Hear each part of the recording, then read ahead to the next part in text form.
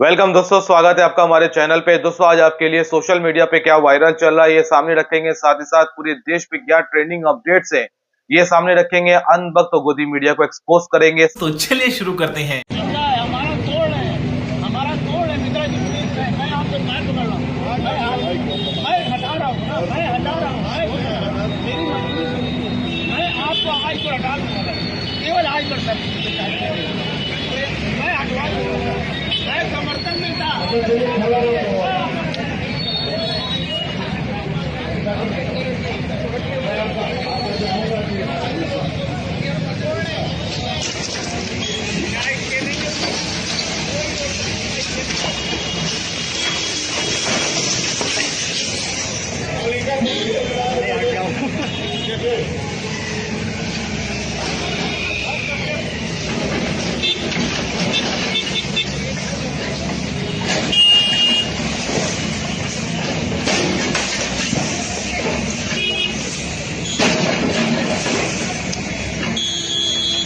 ये मजलिस के मुखालिफिन कहते ओवैसी जज्बाती तकरीर करता है, ओवैसी भड़काऊ भाषण देता है।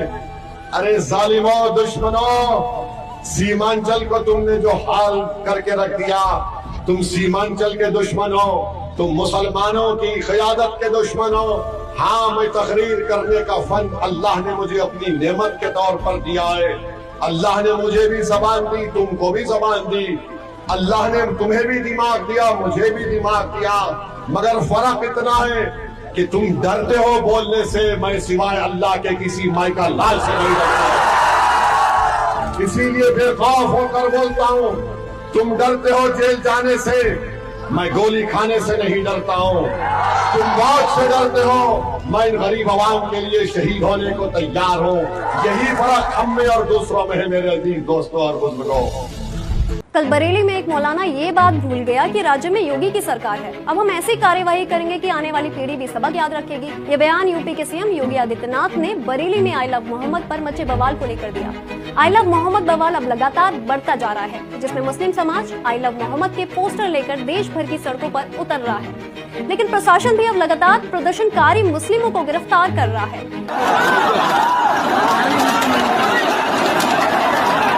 बरेली में जुम्मे की नमाज के बाद आला अधिकारियों के नाम ज्ञापन सौंपने के लिए निकले मुस्लिमों पर पुलिस ने न सिर्फ लाठीचार्ज किया, बल्कि उन्हें दौड़ा दौड़ा कर भी पीटा गया।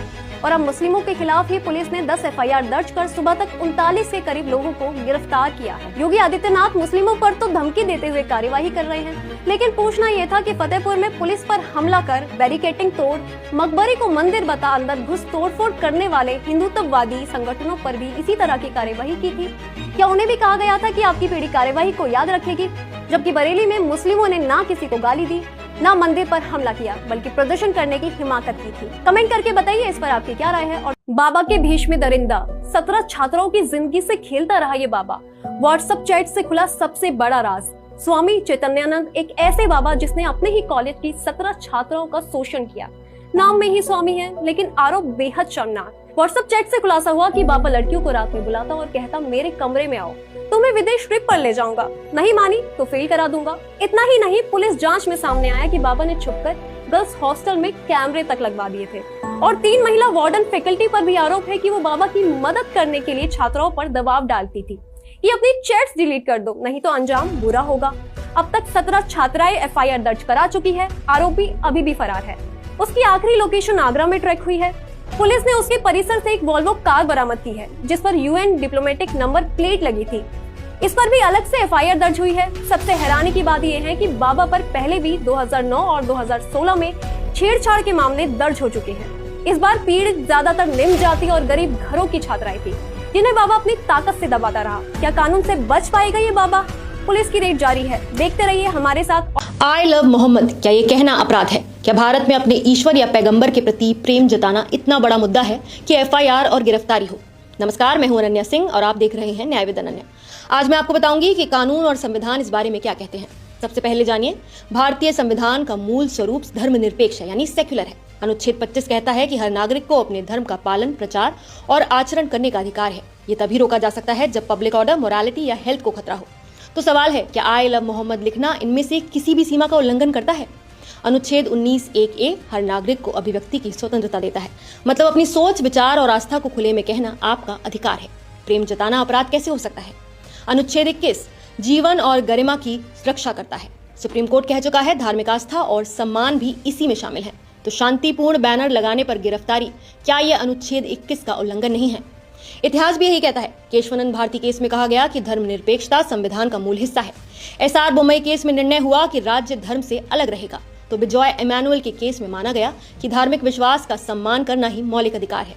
अब विवाद पर आते हैं। 4 सितंबर को कानपुर में बराफवाद के जुलूस में कुछ युवाओं ने आई लव मोहम्मद के बैनर लगाए। हिंदू समूह ने कहा ये नई प्रथा है। पुलिस ने बैनर हटवा दिया और बाद में 24 लोगों पर एफआईआर दर्ज की। इसके बाद ये विवाद यूपी, उत्तराखंड, गुजरात और महाराष्ट्र तक फैल गया। कुल 21 एफआईआर और 1300 से ज्यादा लोगों पर केस हुआ। जवाब में आई लव महादेव और आई लव महाकाल अभियान भी चले। लेकिन सवाल एक ही है, जब एक धर्म की आस्था पर कार्रवाई होती है तो दूसरे पर नहीं, तो क्या ये धर्म निरपेक्षता को ठेस नहीं पहुंचाता? सुप्रीम कोर्ट बार बार कह चुका है secularism is part of the basic structure of our constitution. तो फिर आई लव मोहम्मद जैसा शांतिपूर्ण नारा अपराध कैसे हो सकता है? इस पूरे मुद्दे पर फैसला आपको करना है। क्या ये अभिव्यक्ति अपराध होनी चाहिए या संविधान द्वारा सुरक्षित अधिकार? इस पूरे मुद्दे पर अपनी राय हमें कमेंट करके जरूर बताइए। आई लव मोहम्मद के साथ आई लव जय Shri Ram. I love Ram ji, I love Bappa, I love Jesus, I love Mohammad, I love Baba Saheb Ambedkar जिन्होंने संविधान बनाया और ये देश संविधान पे चलता है। आई लव महात्मा गांधी जिनका फ्रीडम आजादी में बहुत बड़ा किरदार रहा है। ये मेरे पास राम जी है, राम जी की फोटो है। और राम जी जब 14 साल का वनवास काट के वापस अपने वतन आए थे तो लोगों ने बहुत खुशी मनाई थी, पटाखे फोड़ाए थे। तो उसमें हम लोग भी शामिल होते हैं। हम लोग ऐसा नहीं कि हम लोग किससे नफरत करते, नहीं, हम लोग सबको एक जैसा मानते हैं, एक नजर से मानते हैं। हमारे दिलों में मोहब्बत हर एक रिलीजन, हर एक धर्म के लिए है। हमको जरूरी नहीं है कि हमको चीख चीख कर बोलना, हमको नारा लगाना है कि आई लव श्री राम जी, ये हमको बोल के दिखाने जरूरी नहीं है। हम हर धर्म के लिए मोहब्बत रखते हैं, अकीदा रखते हैं और उनकी इज्जत करते हैं, एहतराम करते हैं, वो हम दिल से करते हैं, हम सबको मानते हैं। तो मैं यही बोलना चाहूंगी कि देखिए, आप लोग लोगों के दिलों में, लोगों के जहन में ये बात मत डालिए ये हिंदू है, ये मुस्लिम है, ये नारा लगाना जरूरी है। कोई जरूरी नहीं है नारा लगाना किसी भी धर्म की। सब अपने अपने धर्म की पूजा करते हैं, सब अपने अपने धर्म को मानते हैं। और आपको मैं ये बता दूं कि ये कॉन्सेप्ट इसलिए है कि मेरा देश का बच्चा, हर एक नागरिक जो कल के आगे 20 साल बाद, 15 साल बाद या आज से 4 साल बाद एक अडल्ट बनता है, तो उसके दिमाग में कभी ये नहीं होना चाहिए कि देश नफरत से चलता है। हमारे देश में मोहब्बत से ही काम चलेगा। तो पूरा 12-15 दिन जो है ओप्पा के लिए काम करते हैं। गणपति का मैं मंडप का काम करता हूँ, डेकोरेशन का, लाइटिंग का, जितना भी सजाने का काम रहता है वो हम लोग का ही रहता है। तो हम लोग पूरा 12-15 दिन पूरा इनके इस पे लगते रहते हैं, क्योंकि मैं एक मुस्लिम हूँ तो मुझे अच्छा लगता है इनके साथ इनका काम करने के लिए। हमें कोई आपत्ति नहीं है हमारे लिए। नबी के खिलाफ एक भी शब्द बर्दाश्त नहीं किया जाएगा। हम ऐसे शर्त भी अपना गर्दन कटवा देंगे। अगर हम शिव के लिए कटवाएंगे तो हम नबी के लिए भी कटवाने को तैयार हैं। नबी के इतना ये कैसे आप हो गए?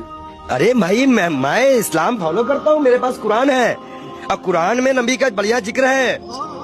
अल्लाह ने बताया है, मूसा अलैहिस्सलाम यहूदियों के पैगंबर, ईसा अलैहिस्सलाम ईसाइयों के पैगंबर, हजरत मोहम्मद साहब इस उम्मत के लिए।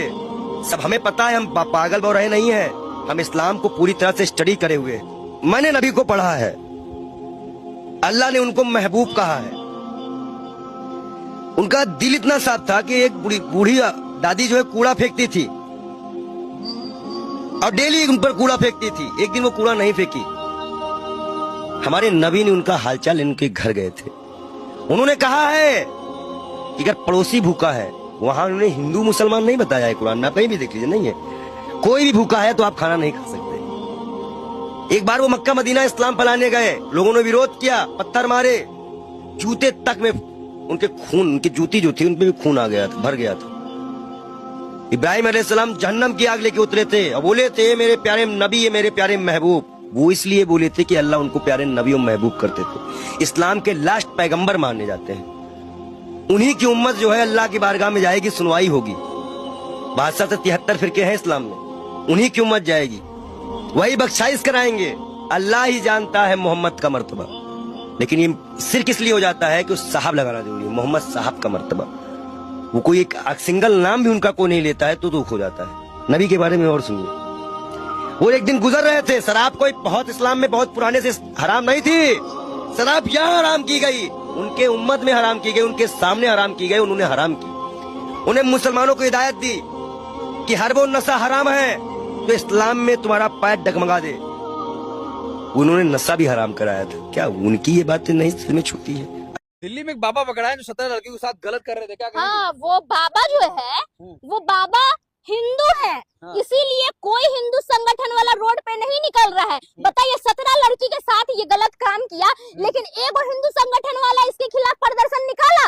एगो हिंदू संगठन नहीं निकालेगा, क्योंकि बाबा हिंदू है। अगर यही बाबा कोई मुसलमान या मौलाना होते ना तो सब रोड पे निकल जाता कि हमारे धर्म की 17 लड़कियों के साथ गलत कर दिया गया, लेकिन वो भी आप ही के धर्म की है, वो भी हमारे ही धर्म की है। लेकिन इस बाबा के खिलाफ कोई हिंदू संगठन आवाज नहीं उठा रहा है। ये हिंदू संगठन जो है सिर्फ उन्हीं के खिलाफ आवाज उठाता है जब हिंदू धर्म की लड़की हो और मुस्लिम धर्म का कोई आदमी हो।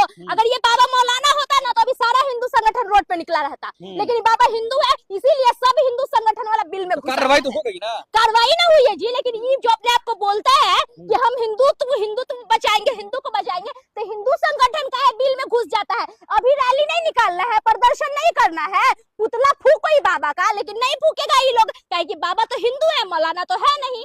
जो सिलेंडर 400 रुपए का सिलेंडर था, कांग्रेस के समय में लोग रोड पर जाके विरोध करते थे कि तो इतनी कीमत नहीं होना चाहिए। यही बीजेपी की सरकार में 1400 के 1300 का सिलेंडर बिक रहा है, इसमें कोई आज तक कोई विरोध ही नहीं किया। बताइए, गरीबों को अच्छे दिन कहाँ से आए? कभी जिंदगी में नहीं आ सकते गरीबों के दिन। ये तो महंगाई पे महंगाई लाते आ रहे हैं, वो कैसे आगे बढ़ पाएंगे? गरीब वहीं के वहीं रह जाएंगे, अमीर आगे बढ़ते जा रहे हैं। सरकार तो कहती है कि महंगाई पिछले 8 सालों में सबसे कम है। कुछ नहीं है, जीरो है। सरकार तो कहेगी, उनको तो लोगों को फुद्दू बनाना किसी तरह, घुमा फिरा के या इधर से या उधर को। कोई सुविधा नहीं है सरकार की तरफ से, कहीं किसी जगह भी सुविधा नहीं। हॉस्पिटल में आप चले जाइए, धक्के खा रहे हैं। स्कूल में देखिए जाके बच्चे पढ़ नहीं पा रहे हैं, कोई व्यवस्था, टीचर की व्यवस्था सही ढंग से नहीं है। कैसे पढ़ पाएंगे बच्चे? कोई खाली नाम मात्र, खाली आप आगे से व्यवस्था दिखा रहे हैं कि हमने काम कर रहे हैं, काम कुछ नहीं कर रहे हैं, खाली झूठ बोल रहे हैं, झूठ पे झूठ बोल रहे हैं। आई लव मोहम्मद कहने पर आप क्या नाम FIR कर देंगे या जेल में डाल देंगे? तो मैं कहता हूं आई लव मोहम्मद, मेरी भीम आर्मी कहती है आई लव मोहम्मद, मेरे चंद्रशेखर भाई कहते हैं आई लव मोहम्मद। हमें जेल में डालिए, आपके जेल भर जाएगी मगर हमारे लोग कम नहीं पड़ेंगे। कोई कहता है आई लव मोहम्मद तो आपको दिक्कत है, अपने नबी से वो मोहब्बत करता है तो आपको तो उससे मोहब्बत होनी चाहिए। हम सब अपने अपने ईश्वर, अपने अपने भगवान, अपने अपने क्राइस्ट, अपने नबी सब मोहब्बत करते हैं और करनी चाहिए, क्या गलत है इसमें? ये बौने अगर उस वक्त होते तो क्या ये क्रेडल ऑफ सिविलाइजेशन बनती? क्या ये मदर ऑफ सिविलाइजेशन कहलाई जाती? इन बौनों के हाथ में मैं अपनी सभ्यता को नहीं छोड़ सकता, इस देश को नहीं छोड़ सकता।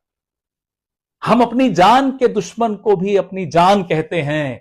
मोहब्बत की इस मिट्टी को हिंदुस्तान कहते हैं। I love Mohammad, I love Mahadev, I love Jesus Christ, I love Nanak Dev, I love India.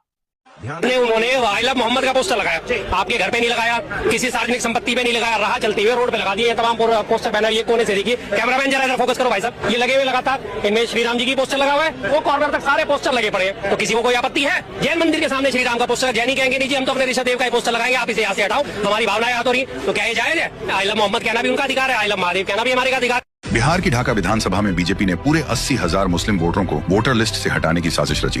Vote चोर पार्टी बीजेपी ने अपने आधिकारिक लेटरहेड पर चुनाव आयोग को पत्र भेजा, लिखा कि ये 80,000 वोटर भारत के नागरिक ही नहीं है। बीजेपी के बूथ एजेंट हर दिन 10-10 नाम चुनकर भेजते ताकि मुसलमानों को वोट देने से रोका जा सके, और चुनाव आयोग सब जानकर भी खामोशी से वोट चोरी में हाथ बटाता रहा। सोचिए, अगर सिर्फ एक विधानसभा में यह खेल चल रहा है तो पूरे बिहार में कितनी बेशर्मी से चोरी हुई होगी। बीजेपी और चुनाव आयोग लोकतंत्र की हत्या कर रहे हैं और जल्द ही इन्हें इसका हिसाब चुकाना पड़ेगा।